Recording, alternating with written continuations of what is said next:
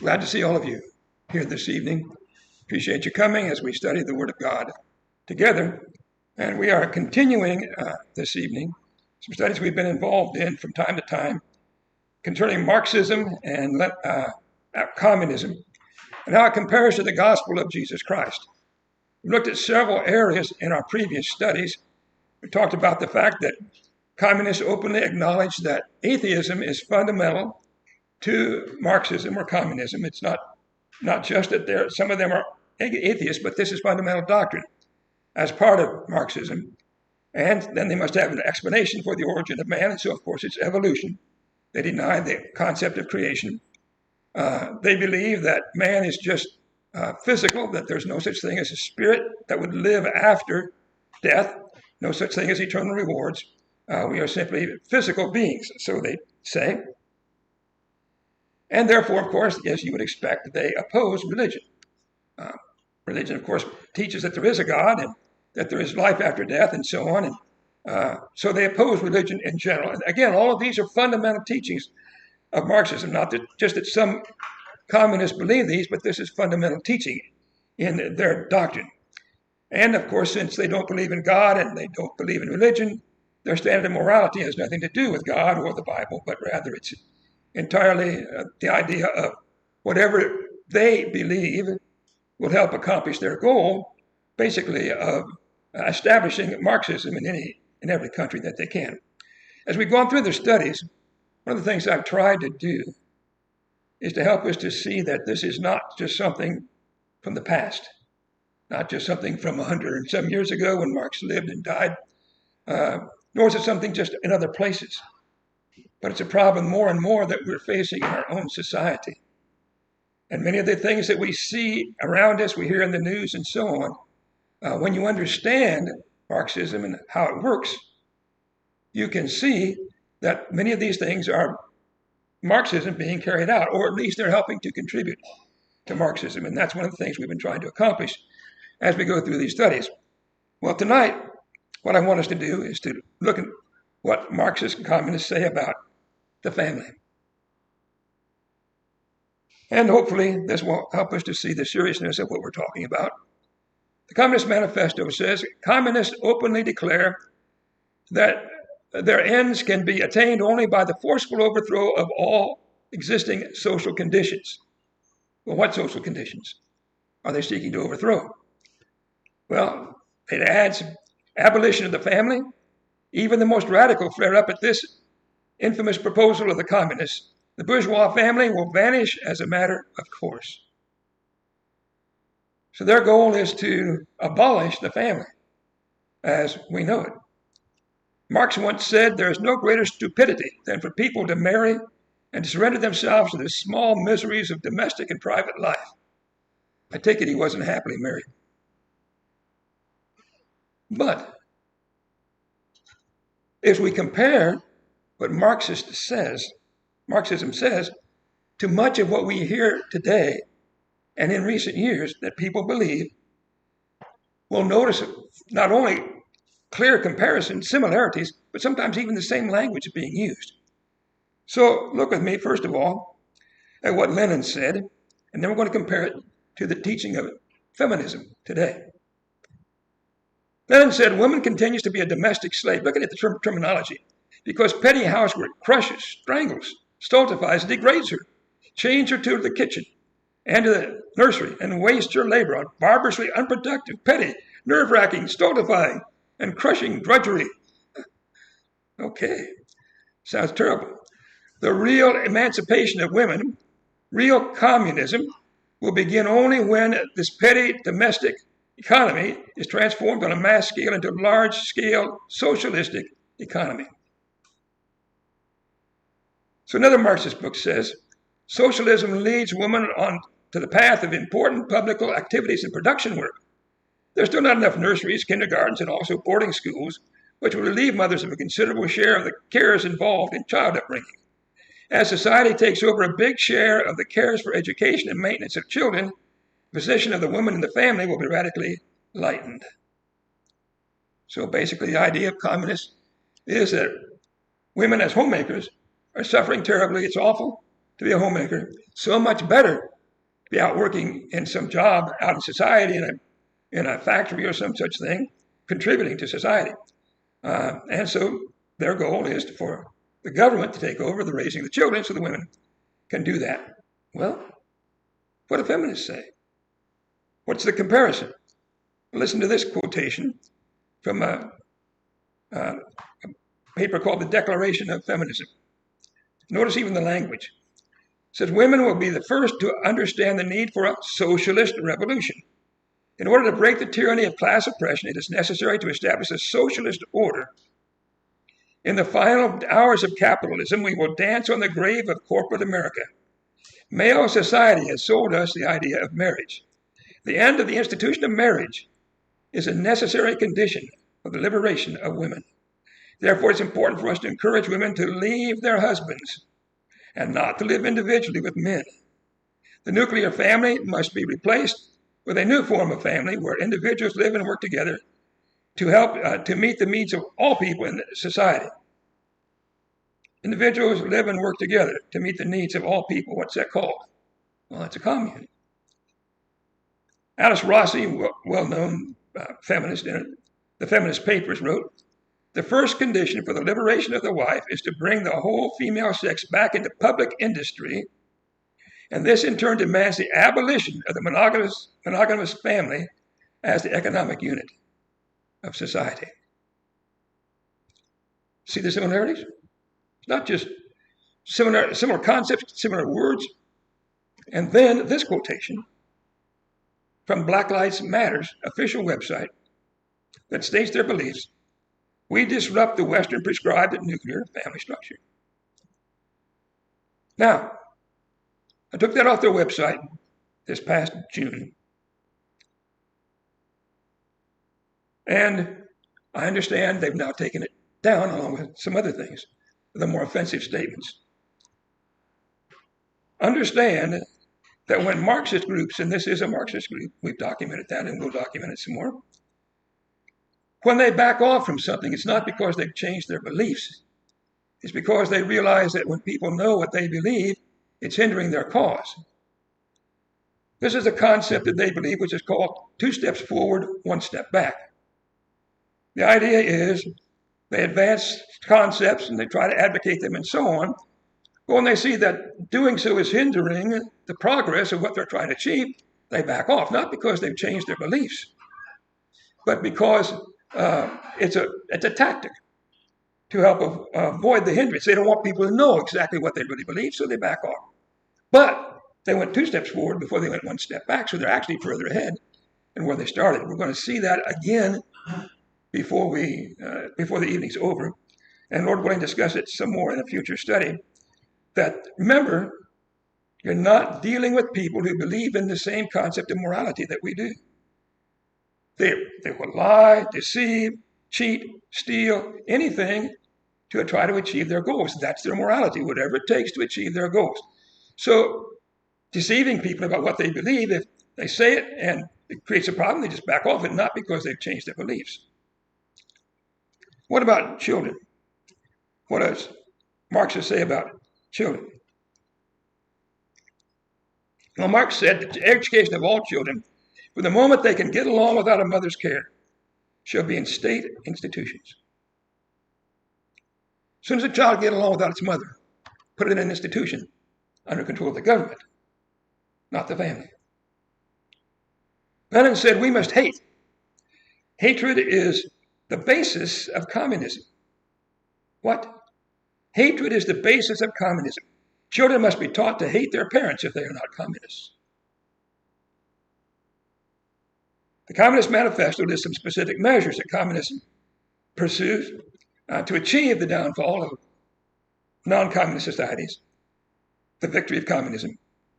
And included in the list is this: free education for all children in public schools. Well, what do they want taught in those schools? Another publication says, I'll back up a little bit. It's in the schools that the foundation for a communist outlook are laid.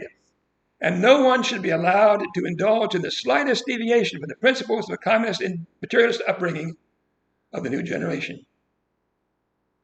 So that's their goal for the schools.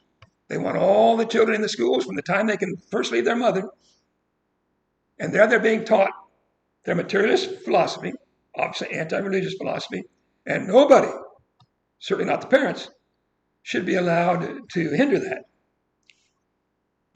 And furthermore, they say, the basic work in communist education and the overcoming of the survival of religiousness must be carried out by school teachers.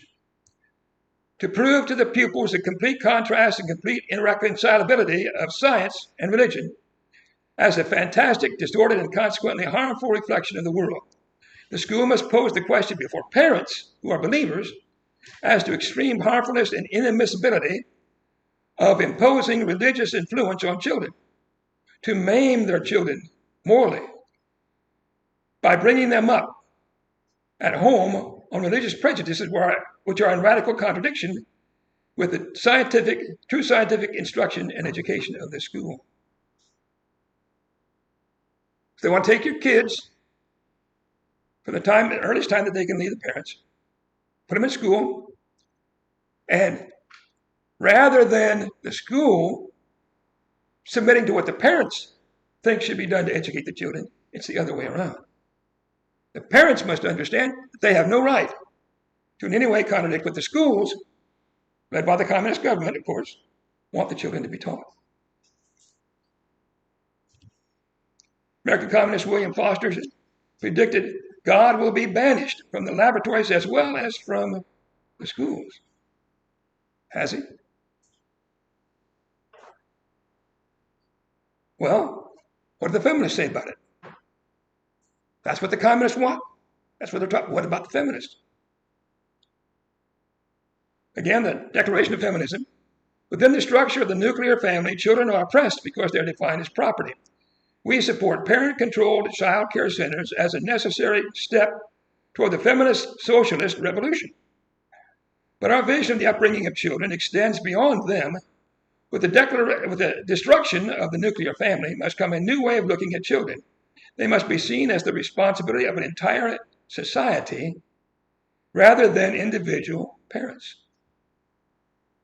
In other words, what they call a village, a commune. Not the parents raising the kids anymore. The whole society, that is, the government, is going to raise them. Now, the next quotation I'm going to read to you describes a decree that was issued in Russia that was in effect for a while, but it didn't work, so they had to back off. This is another example of 2 steps forward, 1 step back. They try to get what they can accomplish.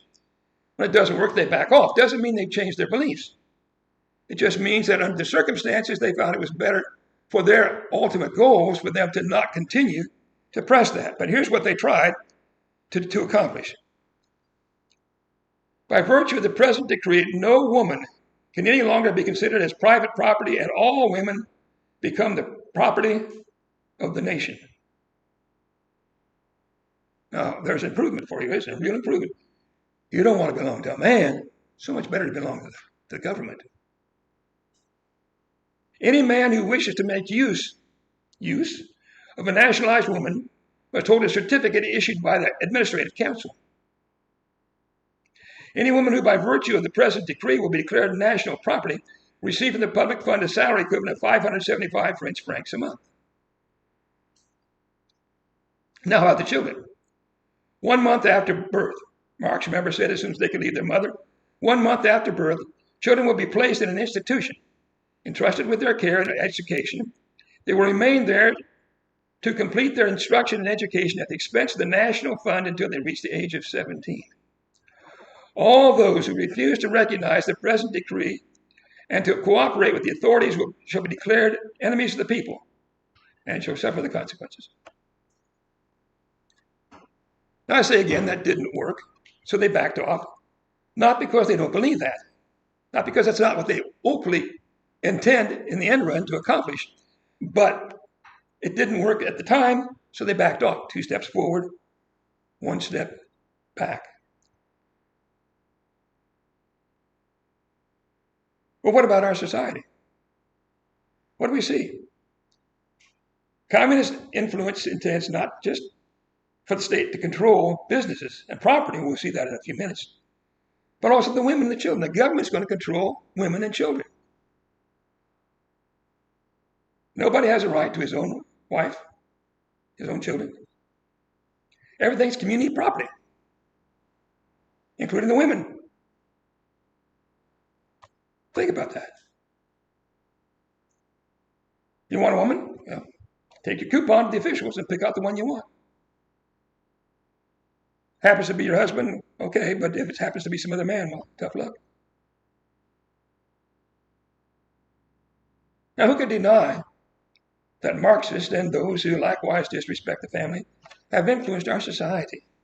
No, they didn't get this. It hasn't gone that far, but how far behind is it? Is the family institution strong in our society?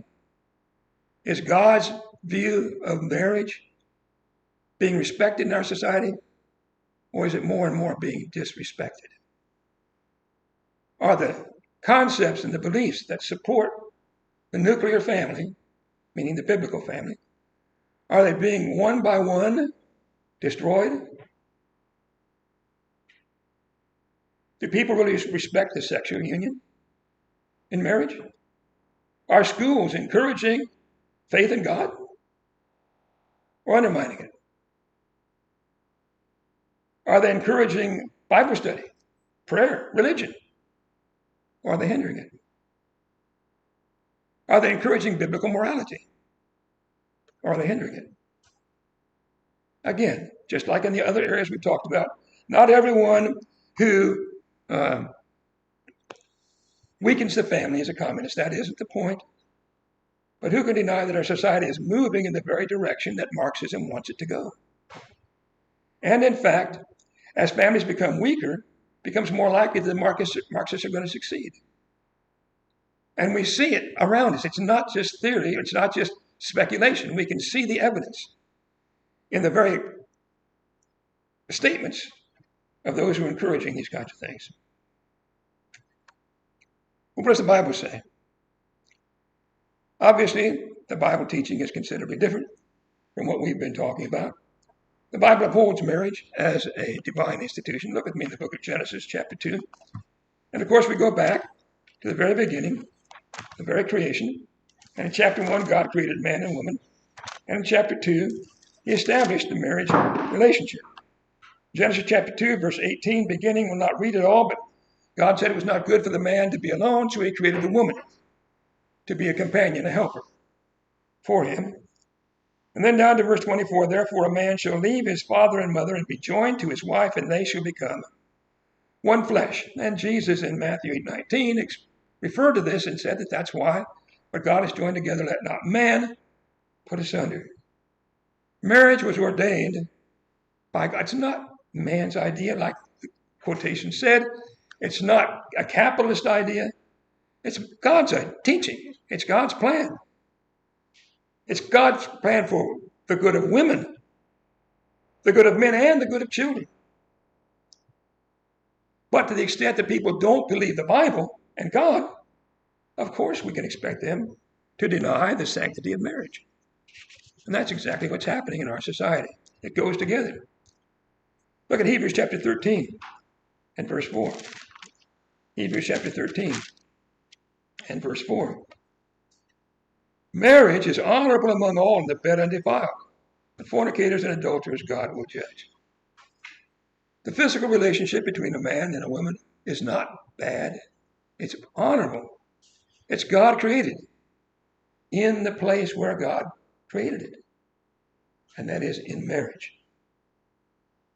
Outside marriage, it is fornication or adultery, and God will judge.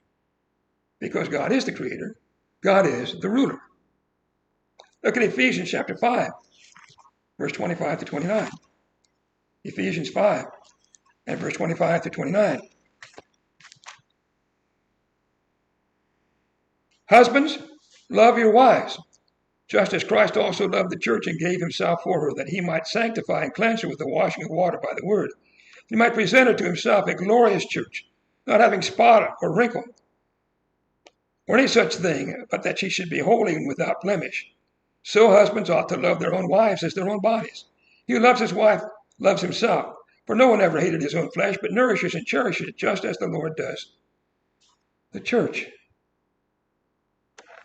The Bible, God's plan, does not justify men in being cruel and hateful to their wives. That isn't exactly at all what the Bible teaches.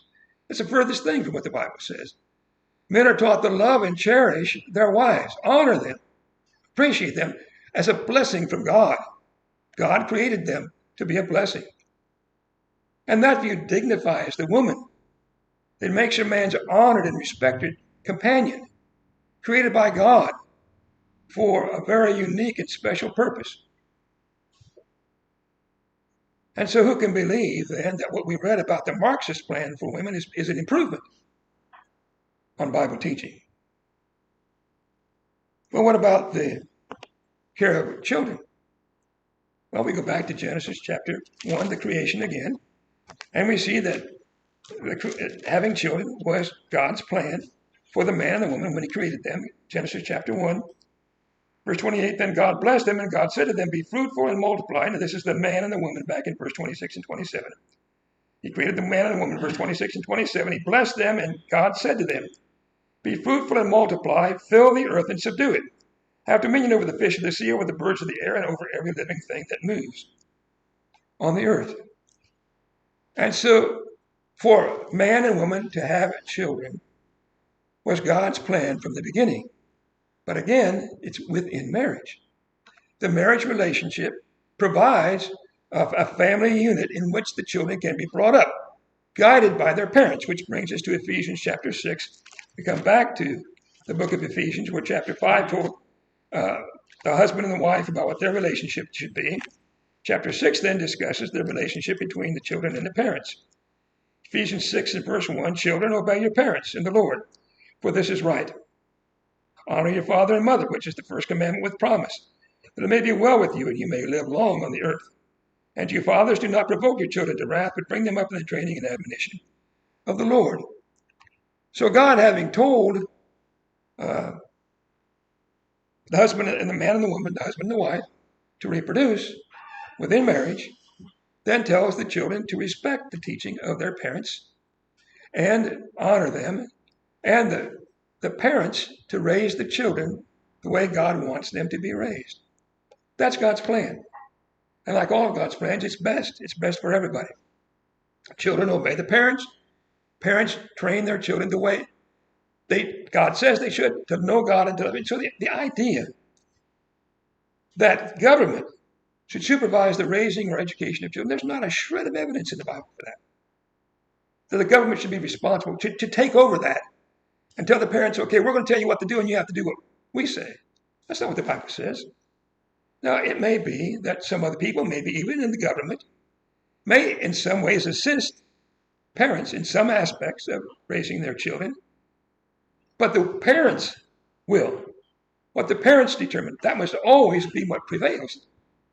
The government has no right to override the will of the parents, has no right to teach views contrary to what the parents want to see, just the opposite of what the Marxists said. They said the parents should never contradict what the government wants. It's the other way around. The government should never contradict what the parents are teaching the children. They should never lead the children to accept views that differ from the religious views that have been taught in their homes by the parents. And surely then, if we come to understand that Marxism opposes the Bible view of the family, surely then, that's reason for us to oppose it.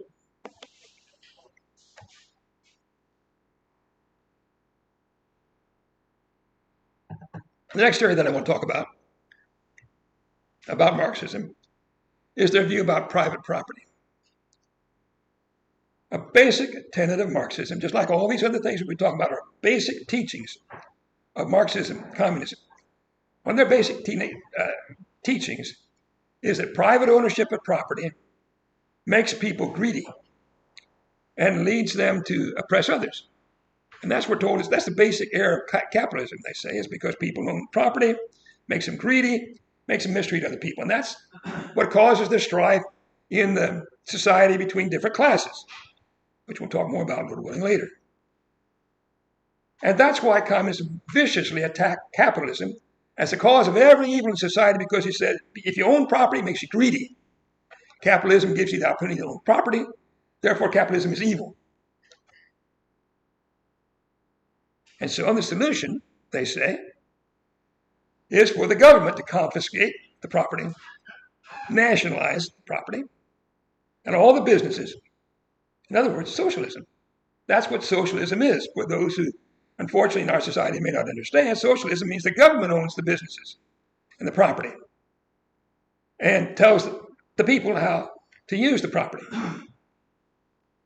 Now, the theory then is that you see the people own everything, and so no class mistreats the others. That's the theory. But let's look at some quotations and we'll go from there. The Communist Manifesto says, in this sense, the theory of communism may be summed up in a single sentence: abolition of private property. Again, you reproach us with intending to do away with your property. Precisely so. That's exactly what we intend. Or exactly what we intend. Page 24, the proletariat, and that's the working class, under the leadership of the Communist Party, will use its political supremacy to wrest by degrees all capital from the bourgeoisie, that's the owners, to centralize all instruments of production in the hands of the state. In other words, socialism. The plan after the communist revolution, the plan is socialism, not communism. We'll talk about that later. That comes later on. The plan after they take over a country is socialism. They take over all the property and all the businesses, and the government runs them all. So Lenin said, the purpose of the insurrection must include the expulsion of the landlords and the seizure of their lands. And the goal of socialism is communism. Now think about that. We have people in our society today openly advocating socialism. It's gone that far. It used to be the people, even if they believed it, they wouldn't openly say so. Now they're openly running for government and being elected sometimes. But Lenin said, where that's leading is communism. Now understand what that means. And we'll talk about this more later, but you need to understand. Communists, what we call communist countries today, do not practice communism. Yes, I said what I meant to say. What we call communist countries, Russia, China, none of them practice communism. Somebody says, oh, come on, Dave. Don't you know Russia used to be communist? They were communist, but that doesn't mean they practice communism. Communism is the goal they're working towards. No country in the history of the world has ever practiced true communism. Communism is to a communist what heaven is to a Christian. It's the ultimate goal. Only they want it in this life, of course, instead of after this life. But the point is, they haven't achieved it yet. When they take over a country after a revolution, what they bring about is socialism, where the government runs the business and owns the property and so on. Communism will only come itself, the actual practice of communism will only come when they've got control of the whole world. We'll talk about that more later, but you need to understand that. So what Lenin said was the goal of socialism is communism. You have a revolution, you have socialism. Communism will come till later, but that's the goal. So listen to what Khrushchev said, Russian premier. The powerful socialist industry, which is the basis of all national economy, is in the hands of the Soviet state and in the hands of the people. We have state ownership of land. All economic management remain in the hands of the state. Finally, and this is decisive, the Communist Party directs the entire socialist building. What did that say? The government owns all the business and all the property. The government then is controlled by the Communist Party. So the government is controlling all the business and all the property and so forth. Now you think, well, is that being advocated in our society? You see on the screen a quotation from Teen Vogue magazine July of this year. There's a magazine written for teenagers. And in this article they published urging teens to reject the concept that any one person should own this earth's land. Nobody should own land. That's what they're saying. Then they say, while we're working to abolish the police, we must also work to abolish what the police were put here to protect, property. Basically, we need to just abolish landlords. So what the Marxists do is, first of all, they trick people to believe that after the communist revolution, the people are going to own all the property. It's the people own the property. But what they don't tell you is, or at least most people don't understand, is the business and the property that are controlled by the government. But the government is controlled by the Communist Party. Not by the people, but by the Communist Party. The party, in turn, is controlled by very few elite leaders who all, in turn, are controlled by one man. In other words, dictatorship. That's exactly where it's going. That's where it goes in every country after the revolution. So they claim that controlling property and business makes people greedy. So they give the control of all the property and the business to a tiny minority of people. What's going to prevent those people from becoming greedy and corrupt? The communist leaders. That is what's going to prevent them from. If owning property makes you greedy, what's going to prevent them from becoming greedy? That's their theory. How does that going to work? So in America, many people have property rights. Most of you own your home or some property. Communists are going to eliminate that and get rid of your greed, you see, by taking away your property, putting it under the monopoly control of a tiny group of people and say that's going to eliminate the greed. Communism has no solution to greed at all. They just switch it to themselves and their leaders. Well, how effective have Marxists and other people been in promoting socialism in our society? How are they doing as they try to make our country first socialist with sometime in the future communist? Well, don't we see them taking over more and more businesses? Don't we see, as we've mentioned, some openly advocating it? But what does the Bible say? Now, you may think, well, this is an economic issue. You're not talking Bible, Dave. You're talking economics. Well, look closer with me. The Bible clearly permits people to own property and own businesses and hire workers. Communism says private ownership is evil. The Bible expressly approves it. Acts chapter 12, for example, I'm not going to look at all these passages. Acts 12 is the story of Mary, the mother of John Mark, who owned a house. And the same people, for the other examples, there are people owning houses and so on. In Matthew chapter 20, if you look with me, and we'll just read the first verse here, the story of a man who owned a landowner. Matthew 20 and verse 1, for the kingdom of heaven is like a landowner. He went out early in the morning to hire laborers in his vineyard. Well, that's capitalism. There's a man who owns land, and he goes to hire people to work in his business. And Jesus compares that to the kingdom of heaven. Matthew 25, you have the story, the parable of the talents. Here's a man again who has money, entrusts his money to servants and expects them to go out and invest the money and make a profit. Capitalism. I'm not saying the Bible says you have to be a capitalist, but it permits it. It certainly doesn't say it's inherently evil or greedy. But there's more to it than that. The Bible then tells workers to work diligently for their masters, for their employees, even if the masters are unfair. And there's a list of scriptures, 1 Peter 2 and verse 18, and numerous other scriptures that teach those who work on a job to work diligently. But it also teaches the supervisors, those who own the businesses, to treat their workers properly. Understand it. God does not say owning businesses is wrong. He simply says, if you own a business, treat your workers right. And then he tells the workers to work diligently. So look with me in Colossians chapter 4 and verse 1, and just one of many passages where we could look at that discuss the subject. There's so many of them that the Bible teaches this. Colossians chapter 4 And in verse 1, masters, give your bondservants what is just and fair, knowing that you have a master in heaven.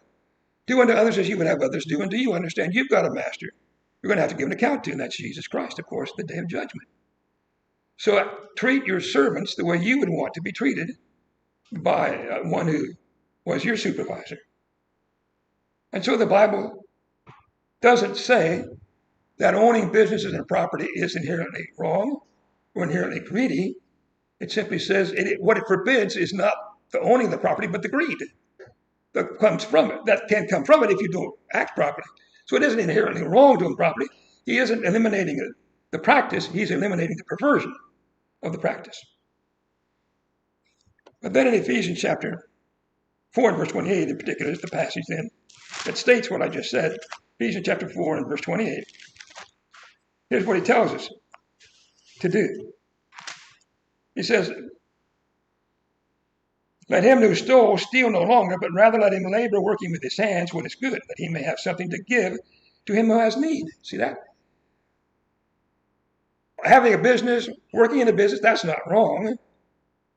But don't do it for greedy purposes. Do it so that you can share, so that you can be helpful, that you can have proper treatment of other people. So what God forbids is the perversion, the greed, not the practice of ownership itself. But by condemning private ownership entirely, Marxism are condemning as evil what the Bible is expressly allowing. But then instead of eliminating what they consider to be the danger of greed, they simply transfer it from the people who own the property to the communist leaders.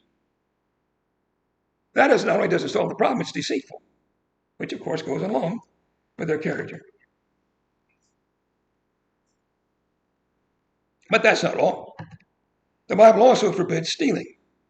Look in Romans chapter 13, verses 8 through 10 with me, please. Romans chapter 13, verses 8 through 10. We're going to spend a little bit of time in chapter 13. Chapter 13, Romans 13, verse 8. Owe no one anything except to love one another, for he who loves one another has fulfilled the law. The issue here is loving other people. For the commandments, you shall not commit adultery, you shall not murder, you shall not steal, you shall not bear false witness, you shall not covet. If there's any other commandment, they're all summed up in this saying, namely, you shall love your neighbor as yourself. Love does no harm to a neighbor. Therefore, love is the fulfillment of the law. That's God's approach to it. God's approach is not to forbid owning property or businesses. God's approach is to tell us to love people, treat other people right, and in particular, then, don't steal. But think about that. Every prohibition against stealing necessarily implies that it's okay to own. Why would it be wrong to take somebody's property if they had no right to own it in the first place? Every passage in the Bible, then, that forbids stealing constitutes evidence that individuals have the right to possess property. That's why it's wrong to take their properties, because they have the right to own it in the first place. But it furthermore follows that confiscating someone else's property against his will constitutes stealing. You're a thief. And governments can be guilty of stealing just the same as individuals can. Look back in the first part of chapter 13, where God discusses the responsibility, Paul does, by the guidance of God, of government, what their responsibility is. Verse 1, every soul be subject to the governing authorities, for there is no authority except from God, and the authorities that exist are appointed by God. Every government has responsibility to do what God says, because God appointed them. Therefore, whoever resists the authority resists the ordinance of God. Those who resist will bring judgment on themselves. For rulers are not a terror. Now, listen now. What are rulers for? Why did God make them? For rulers are not a terror to good works, but to evil. Do you want to be unafraid of the authority? Do what is good. You will have praise from the same, for he is a minister to you for good. But if you do evil, be afraid, for he does not bear the sword in vain, for he is God's minister, an avenger to execute wrath on him who practices evil. Therefore you must be subject, not only because of wrath, but also for conscience sake. Why does government exist? God ordained government, and he ordained government to punish evil people for the benefit of the good people, so that the evil people could not mistreat and take unfair advantage of the good people. That's why he says it's a minister of God to you, that is, to the good people. And now look at verse 6. For because of this, you also pay taxes, for they are God's ministers attending continually to this very thing. Why do we pay taxes? God says you pay your taxes because the government is ordained by God to do you service. That is, to protect you from the evil people. That's why governments have a right to taxes. But when government constitutes private property or business, not to finance the work that God ordained it to do, that is, to punish the evil people and protect the good people, that's not their purpose. And if they just think they want to take control of everybody's property, that is a sinful abuse of government power. That's not taxation, not authorized taxation. What it is stealing. And rulers can be thieves when they take what they have no right to take, just the same as rulers can be murderers when they kill people they have no right to kill. So when Marxism justifies the confiscation of private property, they're violating the Bible teaching about property rights, the Bible teaching about stealing. They're not only liars, they're thieves. At least they advocate it. And we'll see before they're through that they're guilty of murder in a future study. I want to spend a little bit of time on one more topic. If you look at Acts chapter 2,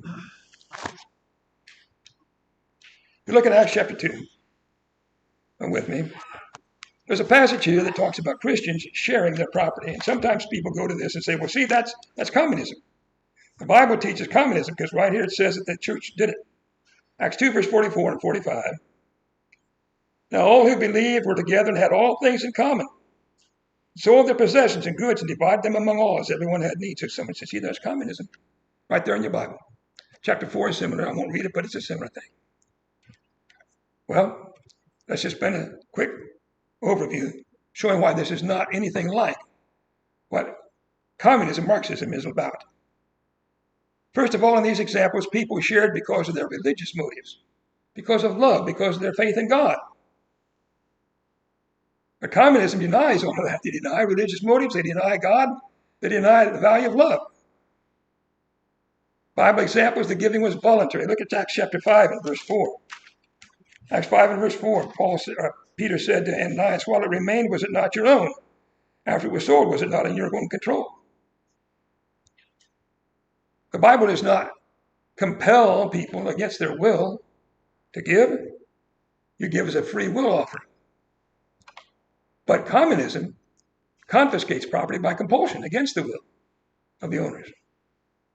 Number 3, Bible examples, Christians shared to meet emergency needs, certain limited circumstances that required a need that needed to be met. But no passage anywhere ever requires all Christians in all societies in all ages to give up all their property or their businesses. In fact, we've already read a number of scriptures that shows they have the right to own those things. Bible examples, Christians met the needs of other Christians, but communism takes property from anybody and everybody to give it to people regardless of their religious views. Bible examples, donations were placed under the control of the church. Communism puts them under the control of the government. Bible examples, the people sold their property and donated money. Never did they give the business to the church to run, but communism takes the businesses and the government runs it. And then finally, the Bible examples, Christians owned property and business even after Acts chapter 2 and verse 4. Just all the passages that we gave. So there's nothing here in any of these passages or anywhere in Scripture that teaches Marxist concept of confiscating people's property and putting it under the government. But the fact that Marxism advocates doing that is surely one reason why we ought to oppose it. Well, I hope as we continue these studies that we begin more and more to see the dangers we find not only of evil, not only of the many kinds of sins around us in our society, but in particular that more and more our society is coming to accept what is very evil, very contrary to the Word of God, and very dangerous. I hope you'll continue to consider, and Lord willing, sometime in the future we'll have time to look at these things some more.